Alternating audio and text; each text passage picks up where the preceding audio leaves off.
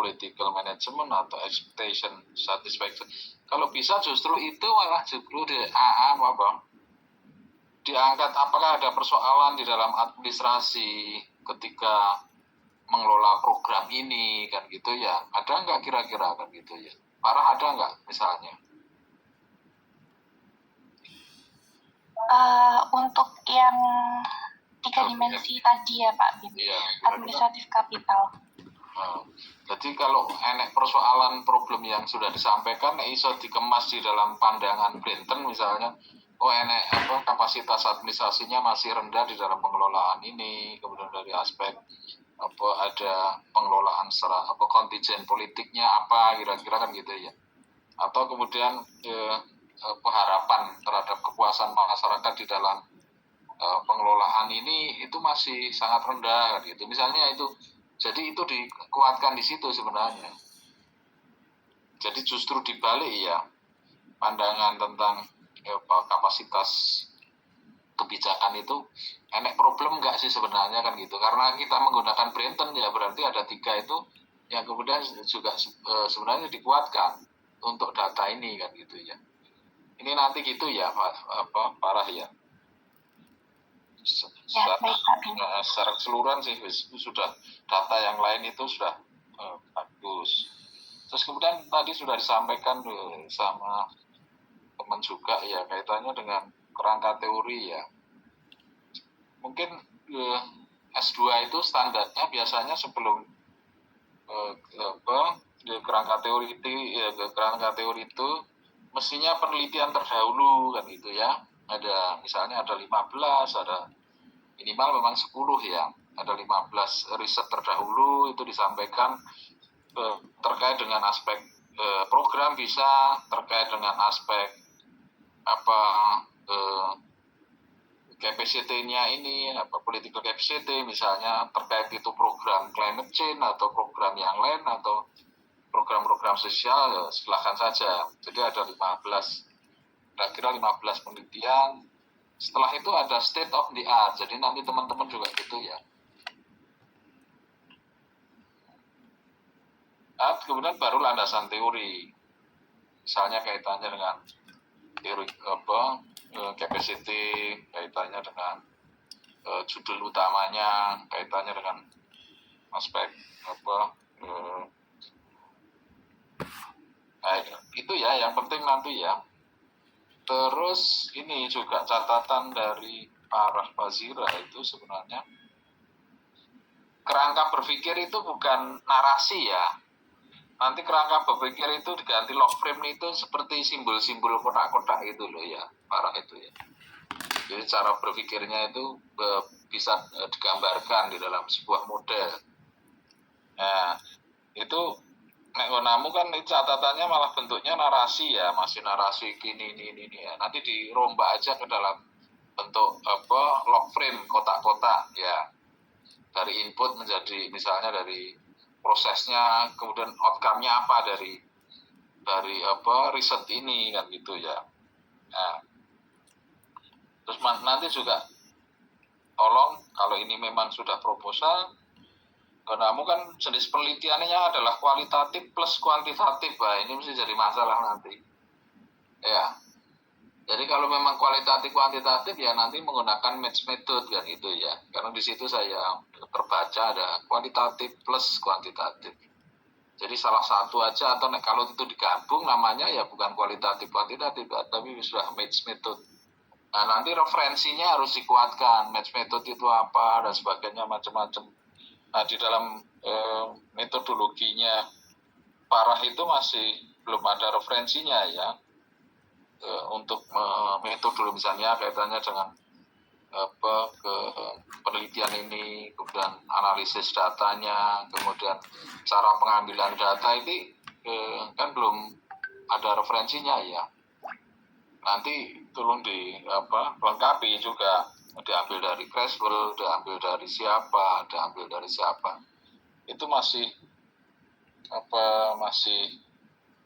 belum ada ya. Terus catatan terakhir kalau itu sudah proposal nanti informannya itu harus jelas juga. Jadi berapa dulu itu kalau ditanya biasanya kalau ujian itu informanmu berapa itu harus fake ya. Meskipun kita tahu ini informan ini mewakili mana, lembaga mana dan sebagainya kan gitu ya. Tapi kalau ditanya banyaknya, nah kira-kira kita sudah harus siap. Misalnya Farah sekarang, Azira, kamu kira-kira berapa sih informan yang akan digunakan untuk riset ini misalnya? Ada berapa Farah? Sejauh ini kira-kira di DP3 AKP, Pengadilan Agama sama Komnas Perempuan Jember, Pak Bim. Jumlahnya berapa? Jumlahnya biro. Itu kan lembaganya yang mewakili masing-masing lembaga itu. Nanti sebelum kita riset seharusnya kita sudah tahu apakah itu kepalanya, apa sekretarisnya, atau bagian mana, atau seksi mana. Ini berapa orang yang akan kita yang kita ambil ya. Jadi kamu tetapkan ada 15 misalnya, ya fix saja, 15 terbagi antara ini. Nah itu mungkin belum terlihat ya, kurang terlihat. Tapi secara keseluruhan udah narasinya ini sebagai sebuah proposal sudah bisa diterima lah kan gitu ya. Nah, itu aja yang bisa saya sampaikan dari ini ya, catatan ini. Ini sudah mengalir lah. Cuman tadi ya kerangka berpikir tadi bukan narasi ya, tapi model kotak-kotak kan gitu ya. Itu yang perlu atau sering kita sebut log frame kan gitu ya. Kerangka kerjanya gimana, atau kerangka berpikir juga nggak masalah kan gitu ya. Kotak-kotaknya itu gimana. Nah itu aja gambarannya ya, para Pasira. Nora ini sudah cukup jelas lah tulisan arahnya kemana. Oke, gitu saja mungkin yang bisa saya sampaikan. Terima kasih Pak Bin atas masukan, arahan dan catatan-catatannya, sangat membantu sekali terutama untuk Mbak Farah, juga untuk kita semua dalam menyusun proposal tesis ini. Terima kasih Pak Bin. Baik, untuk sesi presentasinya Mbak Farah kita akhiri. Untuk selanjutnya presentasi dari Mbak Edi Subekti. Monggo Mbak Edi bisa disiapkan. Untuk aturannya sama seperti yang pertama, 10 menit untuk presentasi, 20 menit untuk dua reviewer, dan dilanjutkan review dari Pak Bin. Untuk reviewer kali ini yaitu Mas Prasetyo sama Mas Farhad. Monggo untuk presentasinya bisa dimulai dari sekarang. Silakan Mbak Edi. Oke. Baik, terima kasih atas waktunya, Mbak Him. Bismillahirrahmanirrahim. Assalamualaikum warahmatullahi wabarakatuh. Selamat malam Pak Bin, selamat malam teman-teman semua.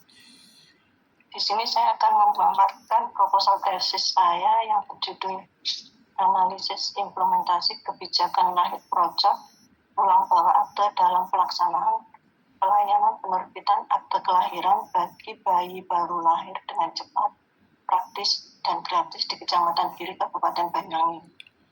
Lanjut, Mbak.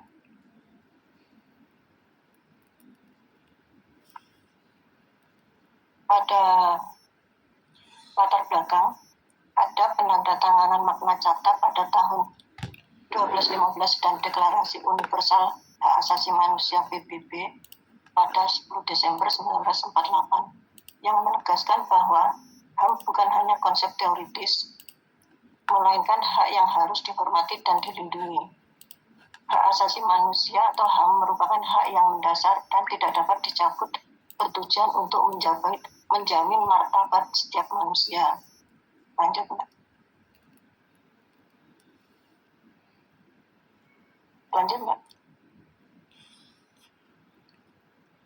Konvensi Hak Anak PBB menegaskan bahwa setiap anak memiliki hak atas kehidupan, harus segera didaftarkan setelah lahir, serta memiliki hak atas nama dan kewarganegaraan, sehingga identitas diri dan hak-hak kewarganegaraan dilindungi.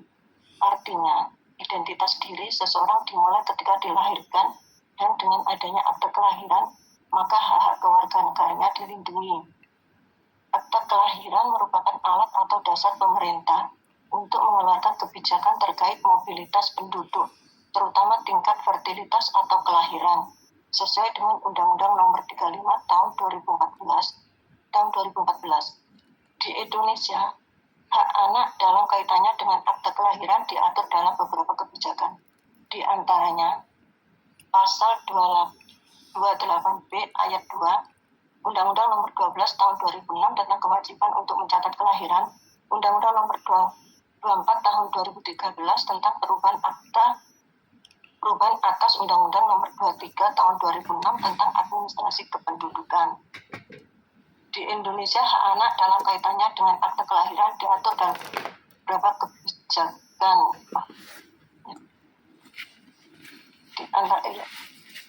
Di antaranya Pasal 28B Ayat 2. Lanjut, Mbak.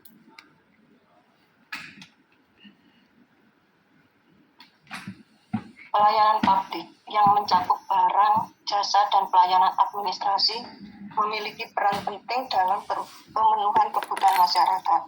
Salah satunya adalah akte kelahiran yang menjadi bukti identitas dan penting dalam administrasi kependudukan.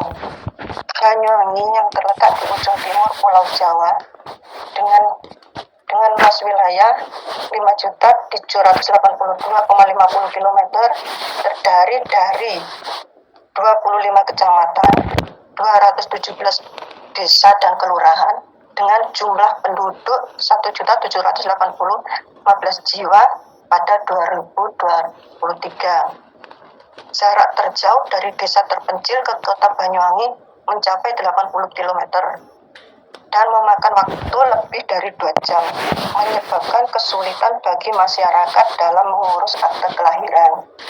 Masyarakat seringkali tidak menganggap penting akte kelahiran, meskipun proses administrasinya telah dipermudah pemerintah. Kendala utama adalah rendahnya kesadaran masyarakat dan rumitnya prosedur penerbitan akte kelahiran hingga memakan waktu yang lama. Lanjut, Mbak.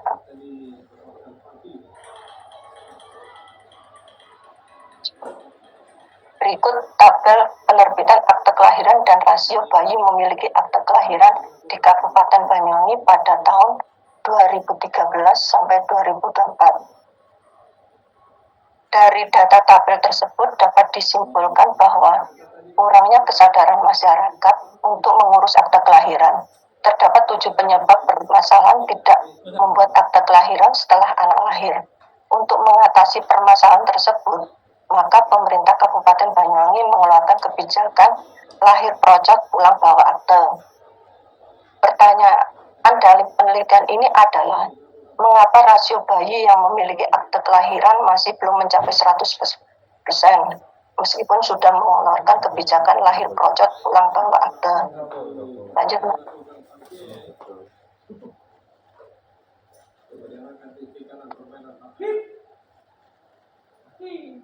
Berdasarkan latar belakang permasalahan tersebut, maka rumusan permasalahan penelitian yang akan diteliti adalah: yang pertama, bagaimana implementasi kebijakan lahir projot pulang bawa akte di Kecamatan Kiri Kabupaten Banyuwangi. Yang kedua, bagaimana tantangan dan kendala pelaksanaan kebijakan lahir projot pulang bawa akte di Kecamatan Kiri Kabupaten Banyuwangi.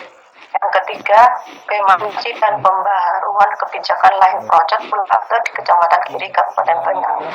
Lanjut, Mbak.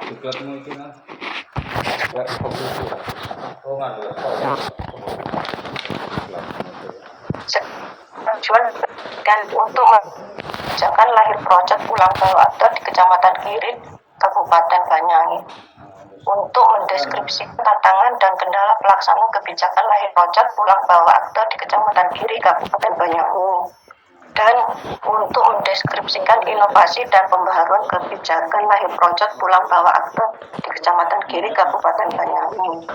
Lanjut, Mbak.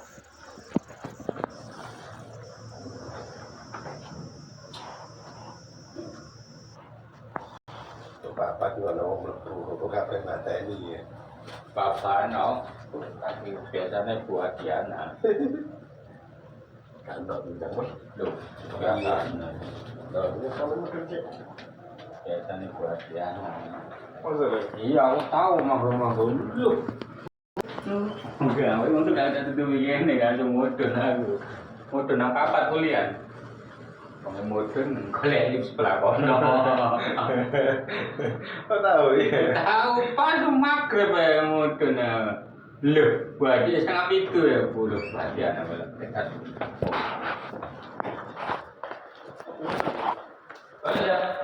Kalau kira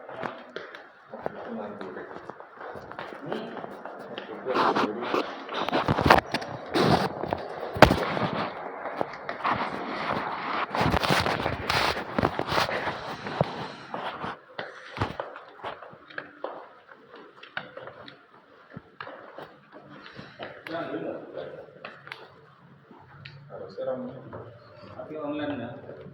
online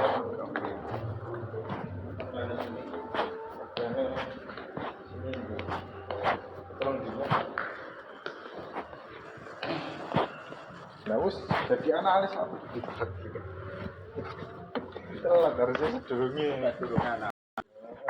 yang melibatkan pengelolaan sumber daya dan penentuan langkah-langkah konkret yang mencapai tujuan tertentu. Sedangkan definisi pelayanan publik sendiri adalah wujud tanggung jawab pemerintah dalam menyediakan berbagai layanan baik berupa barang maupun jasa untuk memenuhi kebutuhan masyarakat serta menjalankan ketentuan hukum yang berlaku.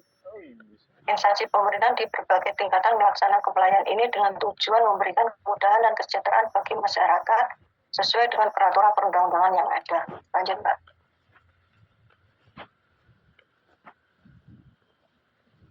Menteri Pendayagunaan Aparatur Negara mengeluarkan keputusan nomor 63 tahun 2003 tentang petunjuk teknis transparansi dan akuntabilitas dalam penyelenggaraan pelayanan publik. Keputusan Menteri tersebut juga mengandung asas-asas pelaksanaan publik yang baik yang harus dilakukan di antaranya pelayanan publik harus memperhatikan 6 asas yaitu transparansi, akuntabilitas, kondisional, partisipatif, kesamaan hak, keseimbangan hak dan kewajiban.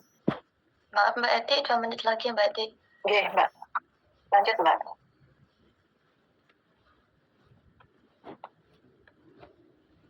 Sedangkan definisi inovasi dalam pelayanan publik adalah upaya pengembangan dan penerapan gagasan, metode, dan teknologi baru untuk meningkatkan kualitas, efisiensi, dan aksesibilitas layanan kepada masyarakat.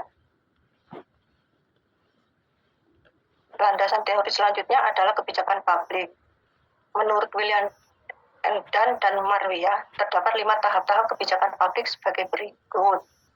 Yang pertama, penyusunan agenda, formulasi, legitimasi, implementasi, dan evaluasi kebijakan. Lanjut, Mbak.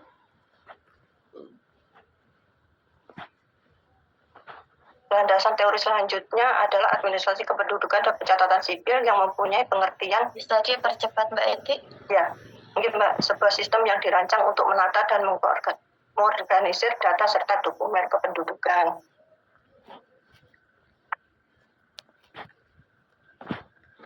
Sedangkan dasar hukum pencatatan sipil di Indonesia berfokus pada proses pencatatan, pendataan, dan pengelolaan informasi kependudukan. Sedangkan untuk proses penerbitan akte kelahiran di Indonesia mengacu pada peraturan Presiden nomor 96 tahun 2018. Lanjut, Mbak. Untuk penelitian terdahulunya ada Solehat 2023 dengan judul Implementasi Program Aksi Ibu Pulang Bawa Akte Kelahiran. Yang kedua Sugiarto tahun 2024, yang ketiga Samudra dan Panida. Lanjut, Mbak.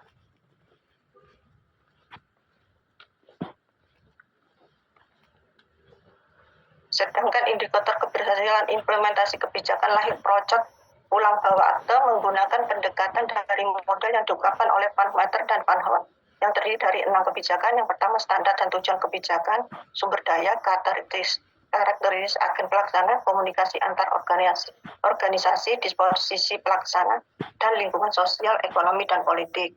Lanjut, Mbak.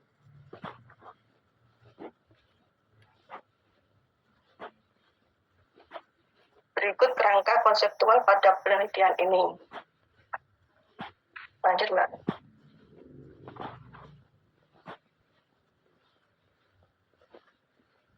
Penelitian ini menggunakan jenis penelitian deskriptif dengan pendekatan kualitatif untuk memahami fenomena sosial secara komprehensif melalui narasi, bukan angka. Pendekatan ini dipilih karena mampu memberikan gambaran sistematis dan mendalam mengenai implementasi kebijakan lahir project pulang bawa akte. Sedangkan definisi operasional dalam penelitian ini adalah implementasi kebijakan lahir project pulang bawa akte. Sedangkan tantangan dan kendala ini dioperasionalkan sebagai segala hal yang menghambat dan mempengaruhi efektivitas kebijakan yang telah diharapkan diterapkan baik secara internal maupun eksternal. Inovasi kebijakan. Mbak Eti, waktunya habis, Mbak Eti. Ya, Dipercepat.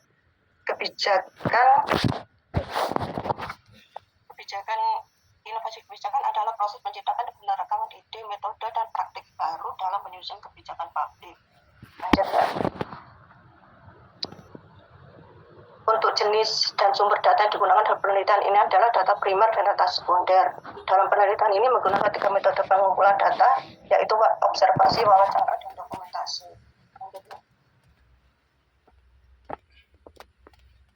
Dalam penelitian kualitatif, peneliti bertindak sebagai instrumen utama yang menganalisis data melalui wawancara dan observasi. Untuk mendukung kelengkapan data diperlukan instrumen pendukung, yaitu lembar observasi, pedoman, wawancara, dan dokumentasi. Analisis dalam penelitian ini menggunakan model analisis interaktif yang dikembangkan oleh antara lain pengumpulan data, kondensasi data, penyajian data, dan penarikan kesimpulan. Demikian paparan dari saya. Selanjutnya saya kembalikan ke moderator. Assalamualaikum warahmatullahi wabarakatuh. Terima kasih atas paparannya. Untuk selanjutnya yaitu sesi review dari Mas Prasetyo. Mungkin silakan untuk memberikan reviewnya. Ya, baik, terima kasih Bu Lin atas waktunya. Bu Eti, saya rasa sudah cukup baik ya secara umum draft proposal yang sudah disampaikan dan sudah dipresentasikan tadi. Sebelumnya saya ingin konfirmasi dulu Bu Eti. Ini kan program lahir project ini kan kerjasama antara Dukcapil dengan Puskesmas dan rumah sakit gitu ya. Nah, kerjasamanya dalam bentuk apa Bu Eti? Kemarin itu ada MOU Mas, itu biasanya Mas. Dari Dispenduk dengan Puskesmas, terus bidan mandiri dengan rumah sakit gitu. Jadi Puskesmas atau Vaskes itu menyediakan tempat untuk melakukan pendaftaran atau seperti apa Bu kerjasamanya Bu? Atau pengurusannya mungkin melalui Puskesmas atau rumah sakitnya juga gitu Bu? Atau ada Dukcapil yang di situ untuk menangani pengurusan aktenya gitu Bu? Di bidan mandiri atau di Puskesmas atau di rumah sakit itu ada salah satu operator gitu Mas yang sudah dilatih. Nah, jadi setelah mereka melahirkan, mereka tuh cukup membawa kakak, terus akte nikah untuk di-online-kan ke Dispenduk gitu Mas.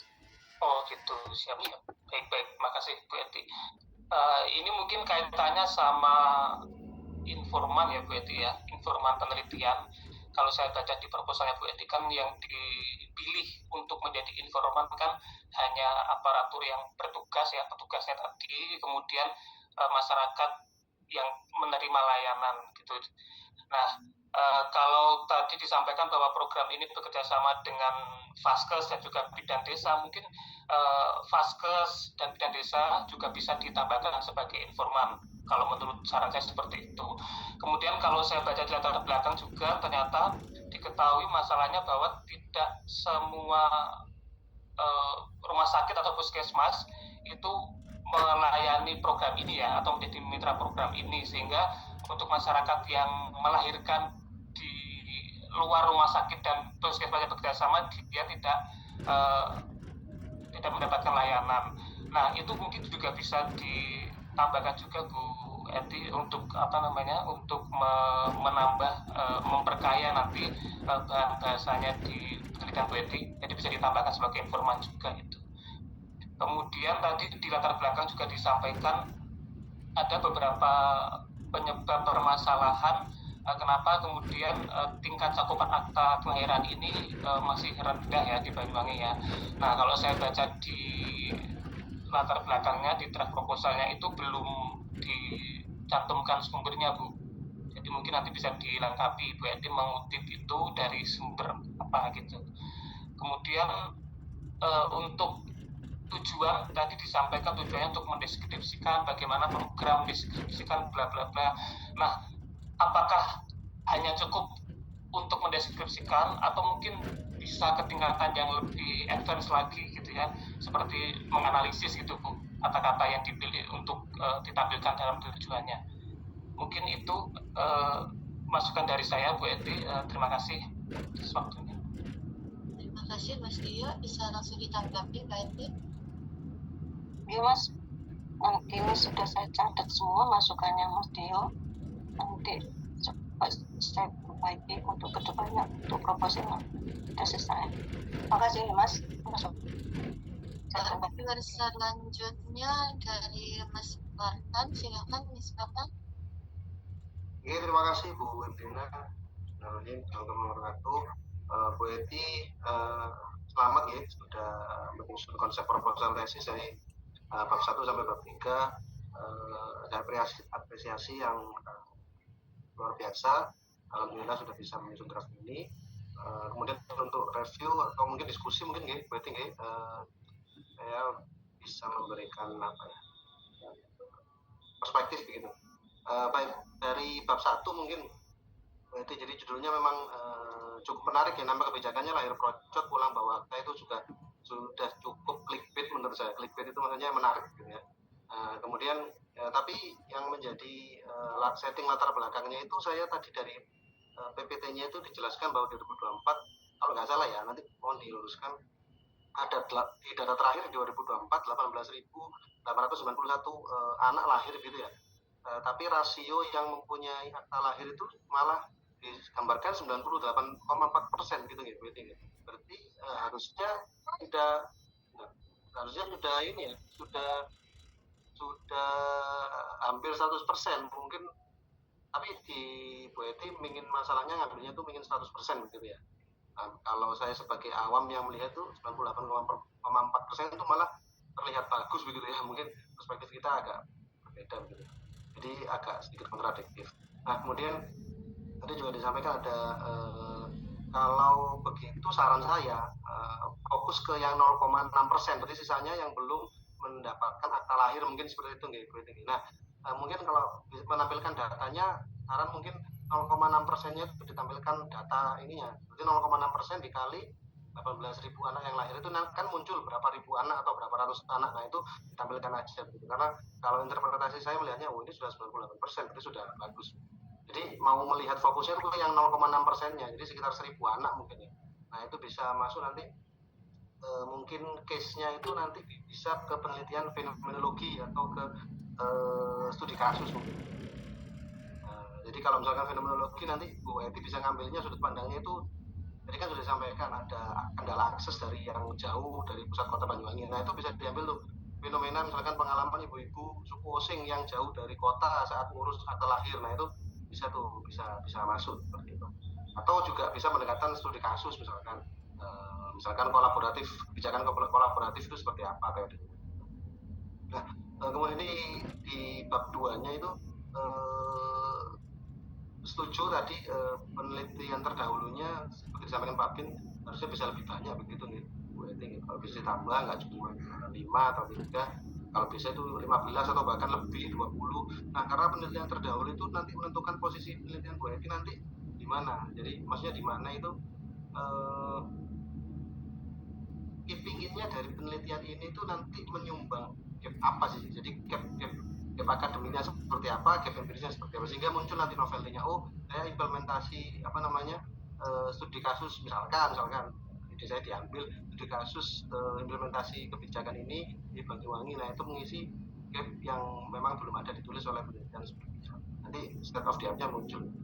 Nah, kemudian kerangka konseptualnya sudah ada, sudah baik. Kemudian tadi juga sudah saya usul tadi, kalau bisa pakai studi kasus misalkan, atau fenomenologi misalkan studi kasus pakai teori kolaboratif governance misalkan, kan itu juga bagus.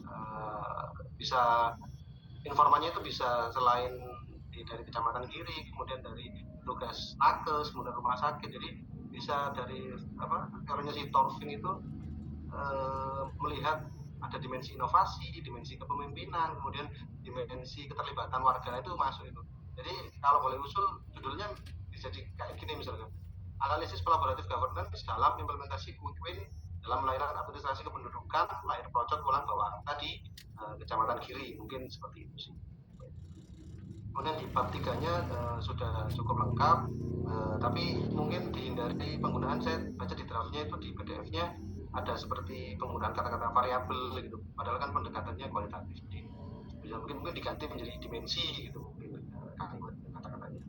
Terus kemudian olah datanya nanti pakai apa, pakai aplikasi atau mau sampaikan juga. Mungkin itu aja sih dari saya. Tenun, semangat Mbak Eti. Terima kasih Mas Farhan, bisa ditanggapi Mbak Eti? Ya, untuk penelitian terdahulu itu mungkin di PPT hanya 3 mungkin dulu, tapi kalau di PDF-nya itu lebih dari 3 itu menurut saya. Ya, untuk yang lainnya sudah saya catat Mas, nanti bentuknya saya perbaiki, saya coba perbaiki. Ya, matur nuwun Mas Farhan atas masukannya. Ya. Terima kasih untuk teman-teman reviewer. Untuk selanjutnya izin Mbak Pin, mohon untuk catatan dan arahannya. Silakan Mbak Pin. Oke, terima kasih ya Denina.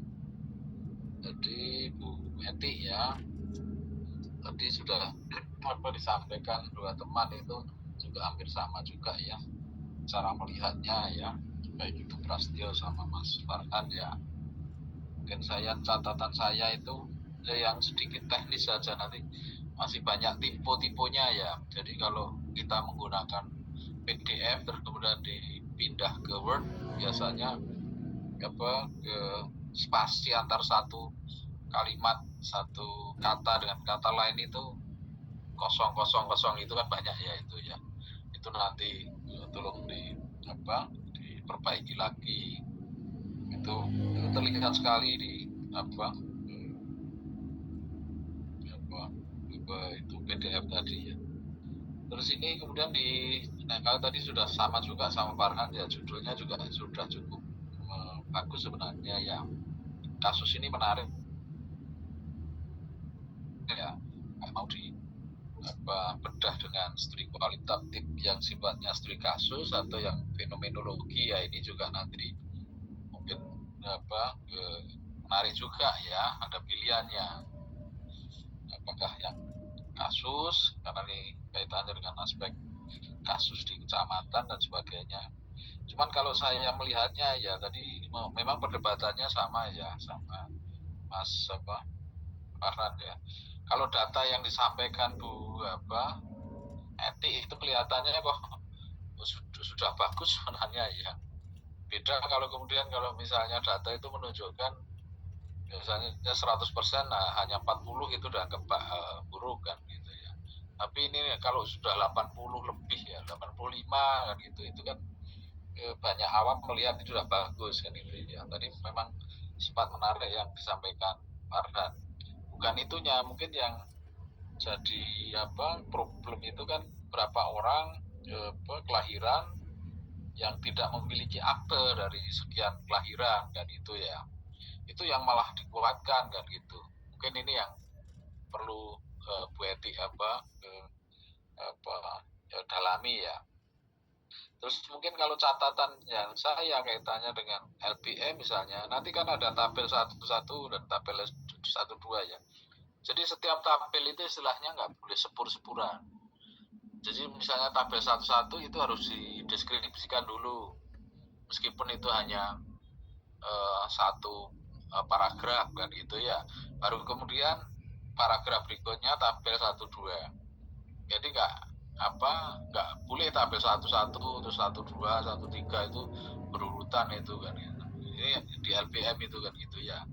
itu nanti dideskripsikan dulu tabel satu-satu isinya apa, kemudian baru menginjak tabel kedua, biasanya kan gitu ya. Ya, ini catatan teknisnya saja ya, istilahnya tidak boleh sepur-sepuran kan. Terus memang Bu Eti seperti nanti harus memperkuat ini ya, empirik base-nya masih kurang ya, dan data-data empirisnya itu tidak sekedar tabel, tapi bisa pendapat orang, pendapatnya anggota dewan, hasil risetnya orang, kan itu kan bisa diperkuat bahwa banyak masyarakat yang tidak memiliki akte kelahiran menurut anggota dewan, menurut di media mana. Nah itu bisa menguatkan LPM ya Bu ya. Jadi tidak sekedar itu bisa diperkuat kembali. Jadi empiris base itu tidak sekedar data dalam arti numerik, tapi bisa pernyataan orang atau hasil surveinya orang kan gitu ya. Nah ini yang terasa masih perlu ditambah ya, terutama di dalam empiris base. Terus kemudian yang kedua kaitannya dengan rumusan masalah.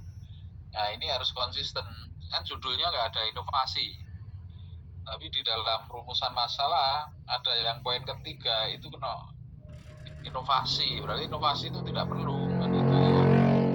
Kalau memang ada ya judulnya harus diganti, karena studinya implementasi mungkin ya perumusan masalahnya yang A dan B saja kan itu ya, yang C itu nggak perlu ya, karena konsekuensinya nanti juga harus ada di kerangka teorinya kan gitu ya. Jadi di teorinya itu harus ada menjelaskan tentang inovasi itu. Terus kemudian catatan berikutnya mungkin kaitannya dengan konsistensi tadi ya.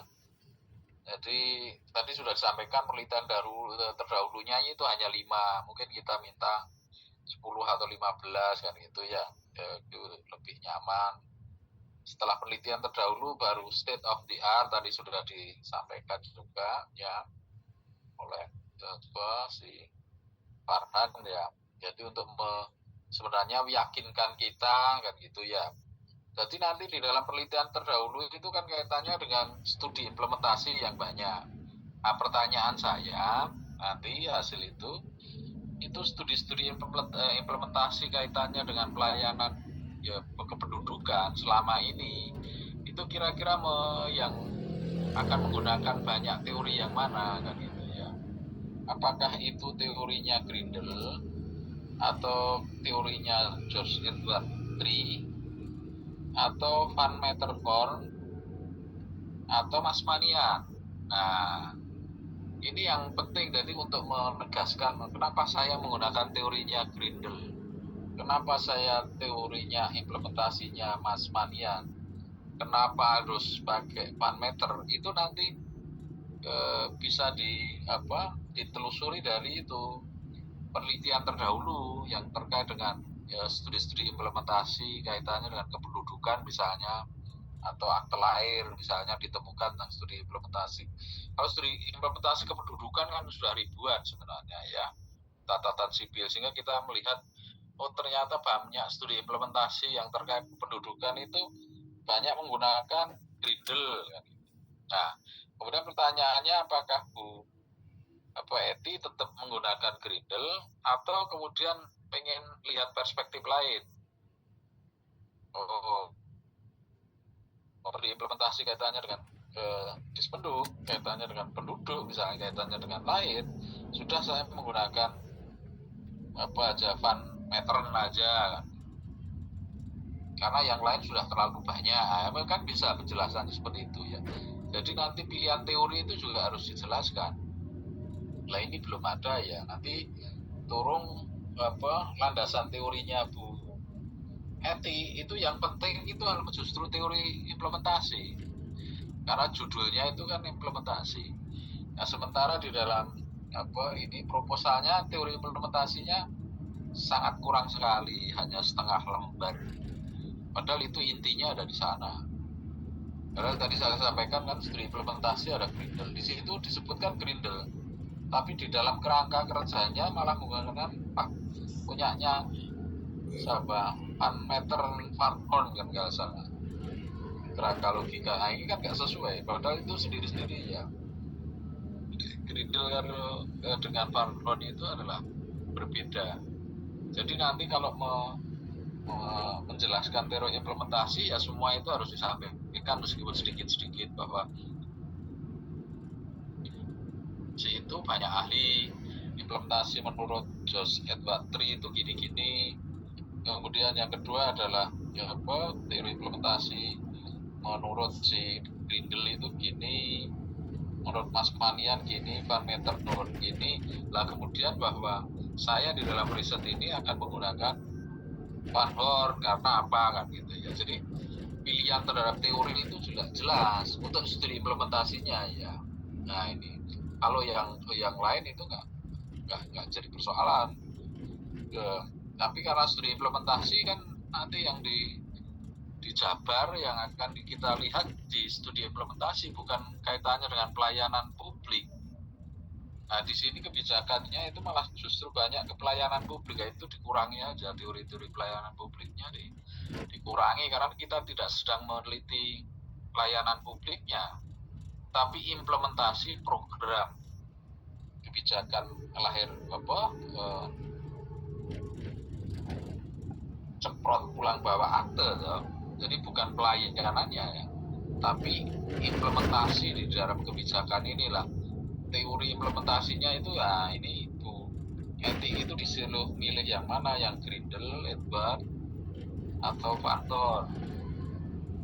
Dan yang nanti sebenarnya kalau di dalam proses berikutnya adalah di dalam latar belakang itu juga harus sudah menegaskan kaitannya dengan aspek.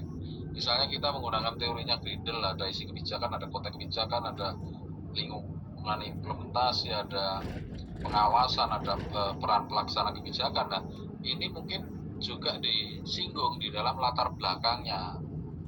Oh ternyata isi kebijakan di dalam kebijakan lahir ceprot pulang bawa akte itu ternyata masih kandungannya misalnya dari sisi tujuan kebijakannya misalnya sudah cukup bagus misalnya, silakan saja apa yang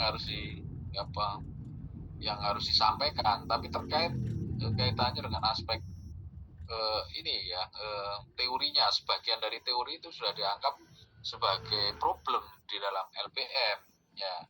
Misalnya peran pelaksana kebijakan tadi ternyata bahwa meskipun sudah ada MOU di antara rumah sakit, tadi sudah disampaikan juga ada Dispenduk, ada Puskesmas, RN, kemudian bidan, mandiri, tapi pada kenyataannya di dalam lapangannya itu menunjukkan bahwa relasi di antara mereka tidak saling menguatkan misalnya.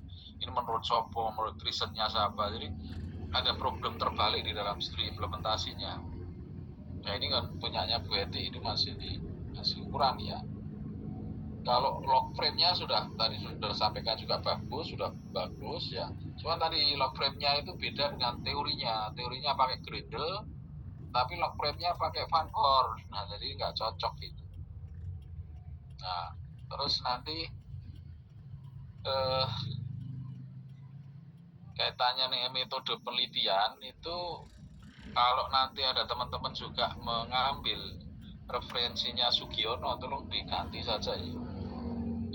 Nanti ke Creswell atau siapalah, pokoknya jangan pakai bukunya Sugiono ya. Ya itu nanti biasanya dimarahi dosen kalau diuji sama menggunakan referensinya Sugiono. Ganti aja lah, kan sudah S2 Creswell sama siapa, Haberman dan siapa Newman kan gitu ya. Jangan pakai Sugiono gitu ya. Terus juga nanti Bu Eti ini kan juga belum dijelaskan, ini yang penting banyaknya informan itu berapa tadi ya, sudah disampaikan sama Pak Ran. Informannya berapa, siapa, itu harus jelas. Terus daftar pustakanya ini masih banyak huruf besarnya ya, sebagian ya, nanti tolong diperbaiki, disesuaikan. Kalau itu Mendeley ya memang harus dirubah ya, dia harus hurufnya juga kecil sehingga munculnya di dalam daftar pustaka juga sudah kecil ya. Itu aja Jadi ya Bu Eti harus konsisten ya kaitannya dengan teori implementasinya yang masih lemah sekali ini. Kalau layanan publiknya terlalu banyak malahan ya, tapi teori-teori studi implementasinya yang perlu. Terus rumusan masalah yang ketiga nggak perlu inovasi tadi, karena nggak cocok ya dengan judulnya, ya nggak cocok. Dua saja, pertama bagaimana implementasi, yang kedua itu misalnya tantangan atau hambatan atau pengaruh dari keberhasilan dari studi kebijakan ini, misalnya implementasi. Ya itu saja gambaran yang mungkin perlu sebenarnya memang judulnya sangat menarik ya, makanya itu ya kita berharap bahwa ini nanti juga menjadi bagus kan itu ya. Sudah menarik, temanya tetap itu aja ya, temanya ini bagus ya, makanya ini akan ke depan itu kita mau berbicara tentang kebijakan implementasi layer atau program ini dilihat dari inovasi kebijakannya kan itu kan, ini dua hal yang beda Bu. Apakah studi implementasi atau ini sebagai inovasi yang dapat award misalnya. Nah ini beda lagi nanti. Inovasi ya berarti kita berbicara inovasi layanan publik ya, jadi coba diresapi lagi nanti ya. Ini kalau implementasi ya konsisten, studinya adalah implementasi ya. Biasanya nanti ya dosen kalau ujian itu pertanyaan, kenapa kok menggunakan studi implementasinya Grindel, kenapa kok enggak menggunakan Edward atau Van Meterbon atau Mas Manian itu pasti gitu. Nah sekarang berarti juga harus mengarah ke sana ya, artinya sudah punya jawaban kira-kira kenapa itu. Terus kemudian juga yang empiris bis itu, ini yang perlu dukungan. Kenapa di kecamatan X, nah, itu ada apa itu kan, itu nanti juga ada pertanyaan biasanya. Ibu kok neliti di Banyuwangi tentang kasus ini kebijakan ini apa? Kalau ini jelas Banyuwangi ya. Tapi kenapa kok memilih kecamatan X? Nah, karena ada apa? Itu harus ada datanya. Misalnya satu Banyuwangi diperlihatkan bahwa dari semua kecamatan, bahwa kecamatan yang tidak memiliki akte lahir yang paling banyak adalah di kecamatan E. Nah, baru kita mau meneliti di kecamatan E. Nah itu, jadi harus ada penjelasan ilmiahnya ya. Untuk penjelasan ilmiah itu perlu kita data empiris base. Empirisnya apa? Ya tadi misalnya membandingkan antara ya seluruh kecamatan tentang yang tidak memiliki akte lahir dari masyarakat. Ya itu berapa? Baru itu. Ternyata tadi kecamatan X yang dipilih ibu itu ternyata paling banyak, ya nggak bisa. Ya harus yang jadi problem kan gitu ya. Paling kecil misalnya. Setelah kita lihat datanya. Nah, jadi kita mencari yang datanya besar ya Bu ya. Nah, itu ya Bu Eti ya. Eti Subekti ya. Iya Pak Pin, matur nuwun masukannya. Iya. PR saya. Iya, makanya nanti karena pertanyaannya kenapa kecamatan itu harus ada datanya itu. Iya, matur nuwun Pak Pin masukannya. Ya, oke. Perbaikan modalitas. Terima kasih Pak Bin atas catatan-catatan dan arahan-arahannya, sangat membuka wawasan bagi kami umumnya. Semoga juga memberikan kontribusi yang cukup bagus untuk Mbak Eti khususnya. Terima kasih untuk Mbak Eti, lancar untuk penelitiannya, teman-teman reviewer, terima kasih semuanya. Untuk selanjutnya kami bisa dilanjutkan oleh moderator selanjutnya untuk presentasi selanjutnya. Terima kasih, selamat malam semuanya.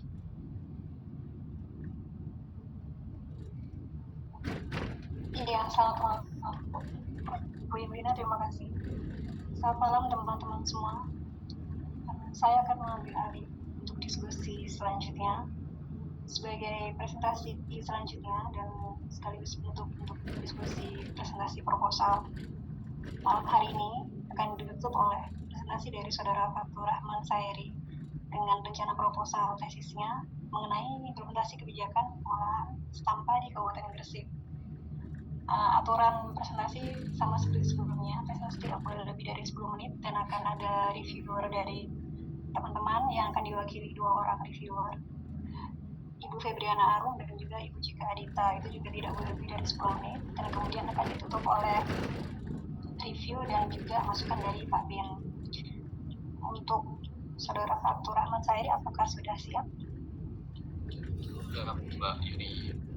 Oke, bisa dimulai untuk menunjukkan screen share-nya.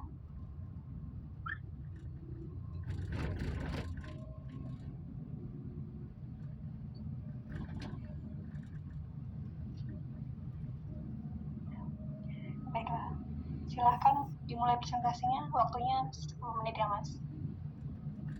Presentasi sini. Ya, ini gambarnya sudah bisa dilihat ya, Mbak Yuni ya? Iya, sudah. Oke, baik. Terima kasih atas kesempatannya Mbak Yuni. Selamat malam Pak Bin dan juga teman-teman sekalian. Di sini saya akan mempresentasikan tentang proposal tesis saya tentang implementasi kebijakan pengolahan sampah di Kabupaten Gresik berdasarkan Perda Nomor 5 Tahun 2017 tentang pengelolaan sampah. Nah, ini untuk latar belakangnya seperti yang telah kita ketahui bersama bahwa problematika dalam pengolahan sampah sampai hari ini masih belum bisa terselesaikan dengan baik. Kalau menurut data dari BPS, setiap masyarakat di Indonesia itu menghasilkan sampah kurang lebih 0,7 kg setiap harinya dengan jumlah penduduk 282,4 juta jiwa, berarti kita menghasilkan sekitar 33,3 juta ton sampah setiap tahunnya. Terus kemudian jika kita mengacu melihat bahwa Provinsi Jawa Timur sebagai wilayah dengan jumlah penduduk terbesar, itu provinsi dengan jumlah ketiga timbulan sampah yang cukup besar, yaitu sekitar 4 juta ton setiap tahunnya. Terus jika kita kerucutkan kembali Kabupaten Gresik sebagai salah satu dari 38 kabupaten kota di Provinsi Jawa Timur itu memiliki timbulan sampah cukup tinggi, yaitu 100 berdasarkan data dari Sistem Informasi Pengelolaan Sampah Nasional. Terus kemudian karena saya mengambil tesisnya di Kabupaten Gresik, jadi pemerintah Kabupaten Gresik telah membuat peraturan daerah untuk menangani permasalahan sampah ini dengan menerbitkan Perda Nomor 5 Tahun 2017 tentang pengelolaan sampah. Nah, dengan adanya kebijakan ini, pemerintah berharap permasalahan sampah di Kabupaten Gresik dapat terselesaikan dan terkelola dengan baik. Kemudian pemerintah Kabupaten Gresik juga bekerja sama dengan berbagai pihak, salah satunya ada dengan Danone Aqua dengan mengembangkan TPST atau tempat pengolahan sampah terpadu dengan kapasitas 200 ton per hari. Namun dari permasalahan yang ada, ternyata permasalahan tentang pengelolaan sampah ini masih belum bisa selesai. Jadi ini ada di Gedung dari Rata Gresik terdapat tumpukan sampah di tepi jalan raya yang mengganggu mobilitas penduduk di kecamatan Duduk Sampean. Hal ini ada kesenjangan antara kebijakan pemerintah dengan implementasinya di lapangan. Jadi menurut data dari BPS tahun 2022 menyebutkan bahwa kapasitas tempat pembuangan sampah masih sangat terbatas. Hal ini tentu akan menghambat proses pengelolaan sampah yang harusnya dapat berjalan sebagaimana mestinya. Terus kemudian saya menemukan ada gap empirik. Yang pertama ada ketidaksesuaian antara kebijakan yang telah dibuat oleh pemerintah dengan praktek di lapangan. Terus kemudian permasalahan dan pengelolaan sampah di Gresik bukan hanya terjadi di kawasan perkotaan, namun juga di daerah terpencil atau desa. Terus ini gap akademiknya ini masih ada 3, dan di proposal mungkin juga masih jauh dari kata sempurna, masih ada atau saya sampaikan masih 5 untuk penelitian terdahulunya. Di sini ada implementasi kebijakan pengolahan sampah melalui Perda Nomor 7 Tahun 2021 di Kota Malang. Ini studi Dinas Lingkungan Hidup Kota Malang oleh Binta Puspita Saraswati dan kawan-kawan. Terus kemudian ada implementasi kebijakan pengolahan sampah Kota Semarang Perda Nomor 6 Tahun 2012 tentang pengolahan sampah oleh Gus Rini, dan ada implementasi kebijakan pengolahan sampah berdasarkan peraturan daerah Kabupaten Lebak Nomor 4 Tahun 2018 tentang pengolahan sampah oleh Abja dan kawan-kawan.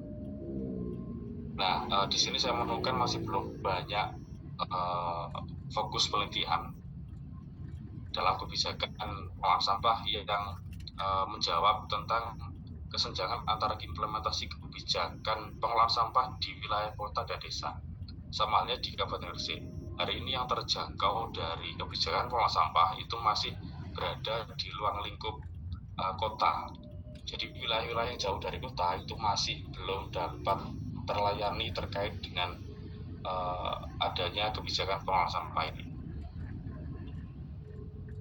Terus kemudian bagaimana saya menjawab gap dari penelitian ini? Yang pertama ada fokus implementasi kebijakan. Jadi saya ingin tahu sejauh mana proses kebijakan implementasi kebijakan pengolahan sampah dapat berkontribusi lebih besar pada seluruh wilayah Kabupaten Gresik, bukan hanya pada wilayah perkotaan, namun juga bisa menjangkau wilayah yang lebih kecil seperti desa. Terus kemudian ini ada 2 teori yang mungkin belum saya masukkan semua di proposal. Yang pertama ada ekologi politik. Jadi peneliti ingin mengkaji hubungan antara kebijakan pengolahan sampah dan kepentingan ekonomi atau politik di Kabupaten Gresik, serta bagaimana ketimpangan dalam distribusi sumber daya dapat mempengaruhi kebijakan pengolahan sampah. Terus kemudian ada teori CSR. Jadi di sini saya ingin mengeksplorasi bagaimana perusahaan-perusahaan di Kabupaten Gresik berpartisipasi dalam pengurangan sampah melalui program CSR mereka, dan bagaimana hal ini dapat mendukung kebijakan pengolahan sampah lokal. Kan di Kabupaten Gresik kan kawasannya kan industri. Jadi industri juga sangat berpengaruh terhadap implementasi kebijakan, salah satunya adalah kebijakan pengolahan sampah. Jadi ini relevansi teorinya. Jadi teori ini dapat saya gunakan untuk menganalisis mengapa implementasi Perda Nomor 5 Tahun 2017 tentang pengolahan sampah belum efektif di Kabupaten Gresik. Teori ini dapat digunakan untuk mengevaluasi hambatan yang dihadapi dalam implementasi kebijakan, baik dari sisi kelembagaan, infrastruktur maupun perilaku masyarakat. Terus kemudian ada teori ekologi politik. Nah, jika berbicara tentang pengolahan sampah, teori ini juga relevan untuk mengetahui dinamika politik dan kekuatan ekonomi di tingkat lokal. Hal ini juga bisa mencakup pengaruh sektor swasta dalam kebijakan pengolahan sampah dan bagaimana distribusi sumber daya seperti fasilitas pengolahan sampah bisa mempengaruhi efektivitas kebijakan. Terus tadi ada teori tentang CSR, bagaimana perusahaan dapat berkontribusi lebih besar terhadap penerapan kebijakan pengolahan sampah dengan adanya program CSR yang mereka miliki. Terus ini ada kontribusinya, kontribusi teoritisnya ada pengembangan teori implementasi kebijakan. Jadi penelitian ini dapat memperkaya pemahaman tentang teori implementasi kebijakan dengan mengkaji secara lebih mendalam faktor-faktor keberhasilan atau kegagalan implementasi kebijakan pengolahan sampah pada tingkat kabupaten, khususnya dalam konteks Kabupaten Gresik. Terus rekomendasi kebijakan untuk pemerintah daerah. Penelitian ini dapat memberikan rekomendasi praktis kepada Mas Fatur, waktunya 2 menit lagi ya. Baik, terima kasih. Kita Kabupaten Gresik mengenai bagaimana meningkatkan efektivitas implementasi Perda Nomor 5 Tahun 2017. Rekomendasi ini bisa mencakup aspek koordinator antar lembaga, pembangunan infrastruktur, pengolahan sampah, dan pendekatan yang lebih inklusif dalam melibatkan masyarakat. Jadi penelitian saya ini, saya berharap nanti saya bisa mengungkap lebih jauh tentang bagaimana implementasi itu bisa terlaksana dengan baik, bukan hanya di wilayah perkotaan, jadi jangkauannya lebih luas. Kalaupun nanti di situ ada pemerintah yang kemudian memiliki sumber daya yang terbatas, saya juga menggunakan tadi ada teori CSR yang dapat membantu perusahaan dengan sumber daya yang mereka miliki untuk memaksimalkan bagaimana implementasi kebijakan pengelolaan sampah ini dapat berjalan dengan baik dan maksimal. Mungkin itu yang bisa saya sampaikan. Saya kembalikan ke Mbak Yuni. Terima kasih. Terima kasih Mas Fatur atas paparannya. Setelah selesai dengan pemaparan draft proposalnya, sekarang bisa dibagi oleh teman-teman reviewer untuk mereview dan memberikan masukan terhadap rencana proposalnya Mas Fatur. Bisa dimulai dari Ibu Febriana, kemudian Ibu Cika. Tapi kalau nggak salah Ibu Cikanya tidak hadir ya, mungkin teman-teman ada nanti yang bisa menggantikan. Oke. Silakan Ibu Febriana. Baik, terima kasih Mbak Yuni. Mohon izin rekan-rekan untuk presentasi dari Mas Fatur luar biasa, sudah sangat bagus dan lengkap ya. Tapi yang saya baca di Google Drive ada perubahan judul ya Mas ya. Perubahan judulnya ini kalau tadi kan langsung implementasi kebijakan, namun yang di proposal tesis yang terkumpul di Google Drive-nya Mas Fatur ada analisis implementasi. Sebenarnya sudah bagus Mas, cuma di sini saya belum menemukan, mungkin nanti Mas Fatur bisa menjelaskan. Jadi Mas Fatur ini mau mengimplementasi kebijakan pengelolaan sampahnya terhadap peraturan daerah atau implementasi kebijakan peraturan daerahnya terhadap pengelolaan sampahnya. Karena saya menangkapnya masih ambigu, kurang lebih seperti itu ya Mas. Kalau untuk teori saya lihat tadi ada teori yang baru Mas masukkan enggak? Kalau nggak salah apa tadi ya? Yang awal sendiri Mas tampilkan, kalau boleh saran, lebih baik fokus ke implementasi kebijakan saja. Mungkin ada nanti kebijakan publik, ada teori kebijakan publik, karena kita kebijakan publik nih Mas. Cuma fokusnya lebih baik ditampilkan semua, namun nanti terfokus di implementasi kebijakan. Karena kalau ada dua atau lebih seperti itu, takutnya nanti fokusnya nggak center gitu ya. Sementara itu saja yang bisa kami sampaikan. Terima kasih. Semoga Mas Fatur bisa melaksanakan dan mengerjakan proposalnya, proposal tesnya secara lancar. Demikian Mbak, saya kembalikan ke Mbak Yuni. Terima kasih Bu Febriana. Mas Fatur bisa ditanggapi? Oh ya, baik, terima kasih Mbak Yuni. Oh iya Mbak Febri, terima kasih, masukannya sangat membangun Mbak. Jadi tadi ada beberapa teori yang mungkin juga saya juga masih baru mengenal, jadi terkait dengan ekologi politik dan CSR yang mungkin juga belum saya tambahkan di proposal. Saya juga butuh saran dan masukan, termasuk dari teman-teman yang lain, terutama dari Pak Bin, juga dari dosen reviewer, untuk membantu agar nantinya proposal tesis saya bisa lebih baik, bisa lebih sempurna. Makanya saya butuh, kalau memang nanti teori itu nggak relevan, itu nanti akan saya ganti dengan teori yang memfokuskan tentang implementasi kebijakan pengelolaan sampah. Jadi saya pengen tadi membahas tentang perdanya terhadap pengelolaan sampahnya. Mungkin gitu sih Mbak Febri. Terima kasih, masukannya sangat membantu sekali. Oke. Selanjutnya, reviewer selanjutnya dari Ibu Cika. Beliau tidak hadir ya.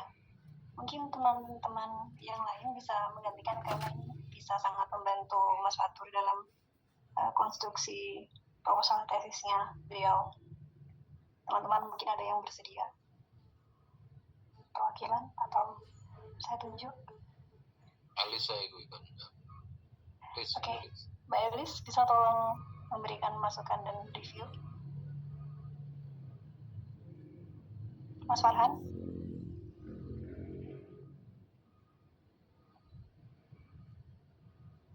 Lanjut. Atau yang lain? Mas Prastio tadi? Karena mungkin Mas Fatur butuh masukannya teman-teman, mungkin kesediaannya untuk memberikan review.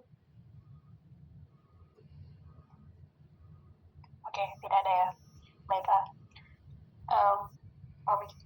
Itu langsung saja kepada Pak Bintoro untuk memberikan review dan masukan terhadap rencana proposal yang Mas Fatur. Yuni aja, Yuni.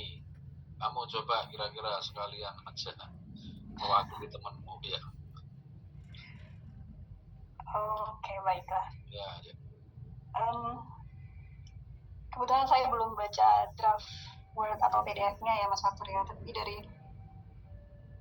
presentasinya Mas Fatur tadi kalau boleh saya ngasih beberapa catatan.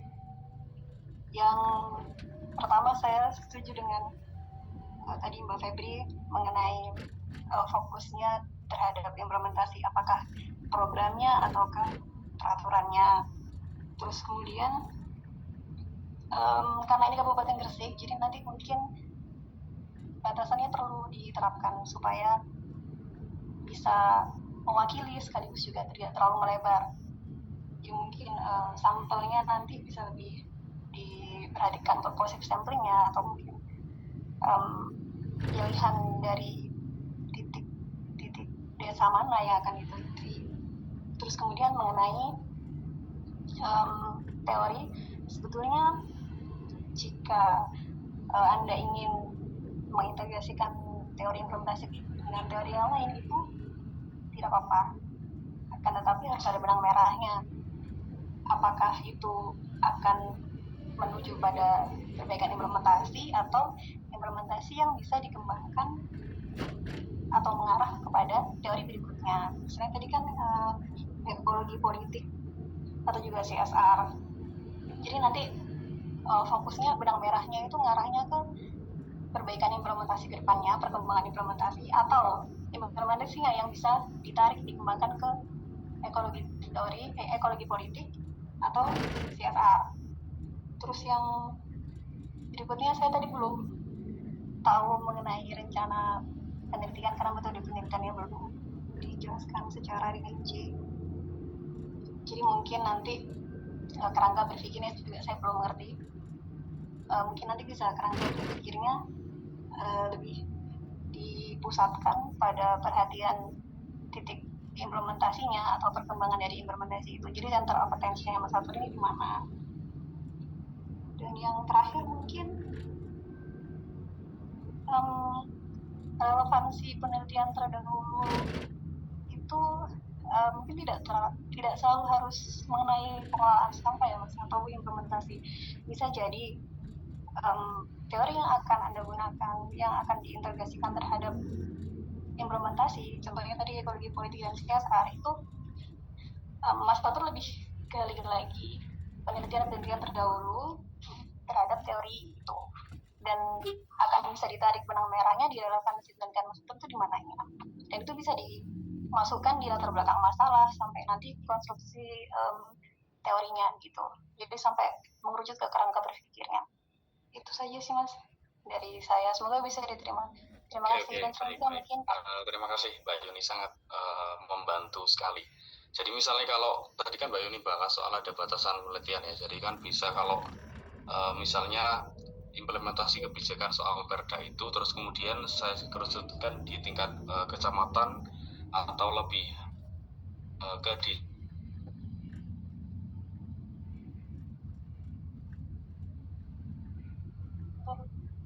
koreksi tadi kalau misalkan saya salah. Jadi batasan penelitian itu akan membatasi juga perspektifnya penelitian Mas Fatur.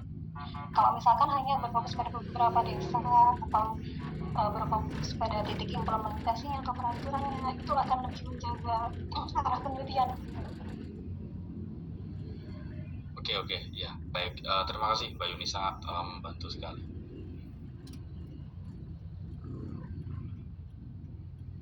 Ya, terima kasih. Pak Bintor bisa dilanjutkan video masukannya. Oke, ya, selamat malam ya. Terima kasih Yuni ya, yang sudah mewakili teman yang sudah masuk. Tapi memang kalau kita baca PDF-nya ini proposal yang belum selesai nih ya.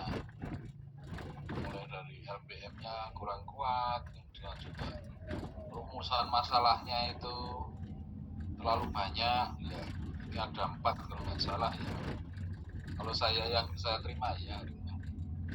Ini nanti kalau mungkin si Fatur Rahman pengen sekolah 5 tahun nggak apa-apa. Pengen berapa tahun sekolahnya mas? Kalau bisa tepat waktu sih Amin. Nah, itu kan tergantung rumusan masalah aja akeh-akeh rek nggak masalah. Iya, rumusan masalah itu bisa 1 aja. Ya maksimal 2 lah kan gitu ya. 4 itu kebanyakan nanti ya. Karena harus terjawab semua kan gitu ya. Ini catatan ya karena ini belum selesai. Akhirnya saya melihatnya di teori juga belum selesai, metode juga belum selesai. Daftar pustakanya juga salah semua kan gitu ya. Ya ini catatan saja ya. Jadi nanti pesan saya kaitannya dengan proposal yang ke depan itu harus konsisten judul itu dengan teori, judul dengan masalah itu harus jelas. Tadi sebenarnya sudah pesan sama Febrian sama Yuni juga sama ya. Jadi kalau nanti studinya implementasi, karena teori implementasi itu banyak loh mas Fatur ya, nanti dibaca ya. Iya Pak. Jadi nanti dibaca karena di situ ada banyak pilihan. Jadi teori implementasi itu sebenarnya ada 3 pendekatan. Pertama, studi implementasi ya perspektifnya top down. Top down itu kalau kita pengen mencari melihat atau membedah implementasi kebijakan yang dibuat secara oleh pemerintah ya, tidak melibatkan masyarakat.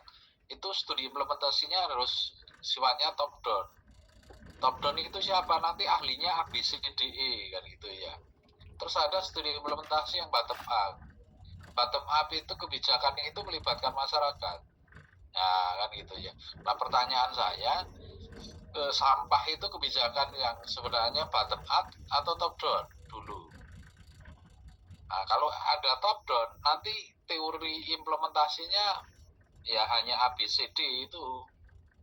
Terus kalau yang bottom up itu E dan sebagainya. Tapi ada yang antara bottom up dan top down ya, campur. Itu juga ada ahli yang menjelaskan untuk itu. Jadi pilihan teori itu harus tepat juga. Nah, karena ini implementasi studi misalnya kaitannya dengan pengelolaan sampah. Nah, kono kan sudah tahu juga. Dulu waktu menyusun pengelolaan sampah itu melibatkan masyarakat enggak?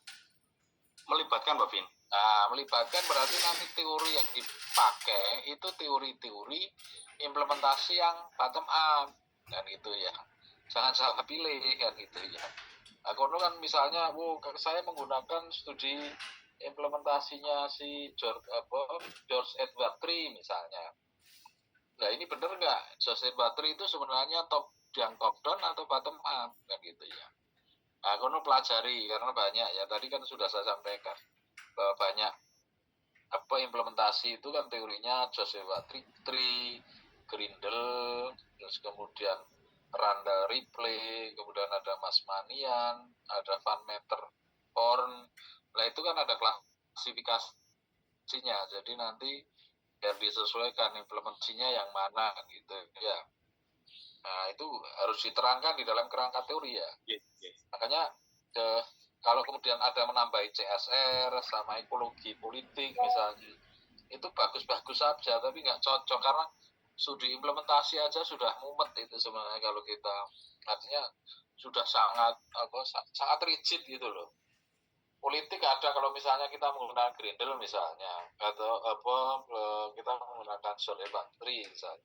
Di situ ada konteks policy misalnya dan kontens. Konteksnya itu sebenarnya di situ ada aspek politiknya ya, tapi bukan ekologi politik. Hanya politik itu kayak bagaimana sih keterlibatan warga, bagaimana sih pemerintah dalam konteks itu di dalam yang menarik misalnya dukungan politik itu bahwa kalau itu ada bottom up bahwa kebijakan itu sebenarnya inisiasinya bukan dari eksekutif, justru dari DPR misalnya. Nah itu kan bisa menarik di situ kan gitu. Jadi dukungannya itu dukungan masyarakat melalui DPR, sehingga inisiasi kebijakan ini lebih banyak inisiasinya di DPR daripada inisiasinya pemerintahan misalnya seperti itu. Ya jadi pesan saya untuk Mas Fatur ya harus diperbaiki semuanya, mulai dari LBM, rumusan masalah, kerangka teorinya, pilihannya yang mana, terus implementasi yang mana. Jadi metodenya juga sama juga, ini belum jelas semua ya.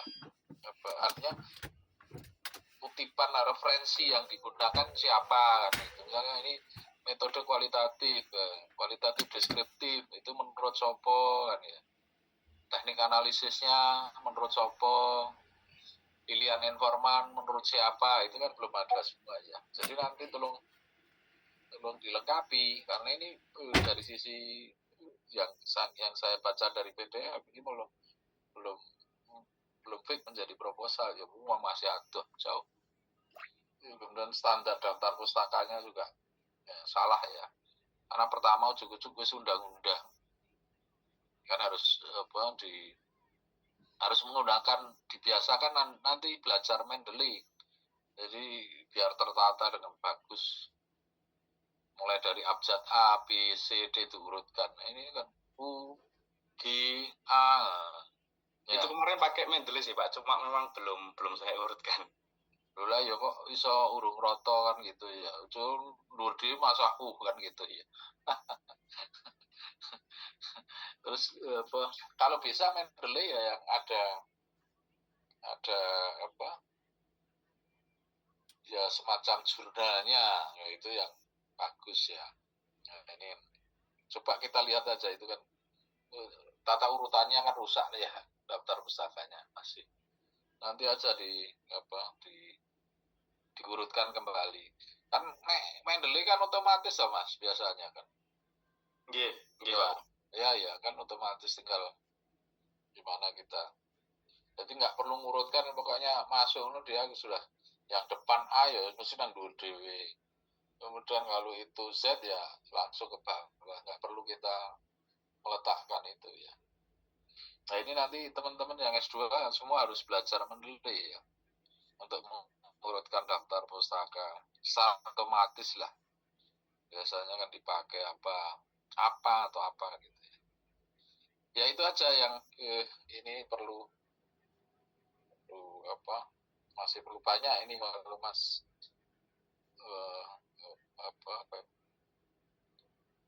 Batur ya, yang itu yang ekologi CSR jangan Mas, aduan. Iya Pak, nanti saya fokus di implementasinya saja. Ya. Oke, gitu saja Mbak Yuni. Iya, terima kasih Mbak Bin. Mas Fatur, apakah ada penutup? Tidak, cukup Mbak Yuni. Terima kasih Pak Bin juga, terima kasih. Oke. Terima kasih Mbak Bin atas masukannya, sangat membantu dan membangun, khususnya kepada Mas Fatur dan umumnya kepada saya dan teman-teman semuanya. Oke, ya. Kalau begitu saya tutup diskusi malam hari ini. Ya. Terima kasih atas perhatiannya. Selamat malam semua. Ya, oke. Selamat malam ya. Saya tutup ya. Ya, terima kasih Pak Bin. Terima kasih banyak Pak Bin. Terima kasih banyak Pak Bin. Iki sing ngurung sapa iki? Yang semua masih belum ya? Masih sisa 2 minggu dengan Pak Eko dan Prof Ika, Pak Bin. Oke, ya sudah. Ya, sip.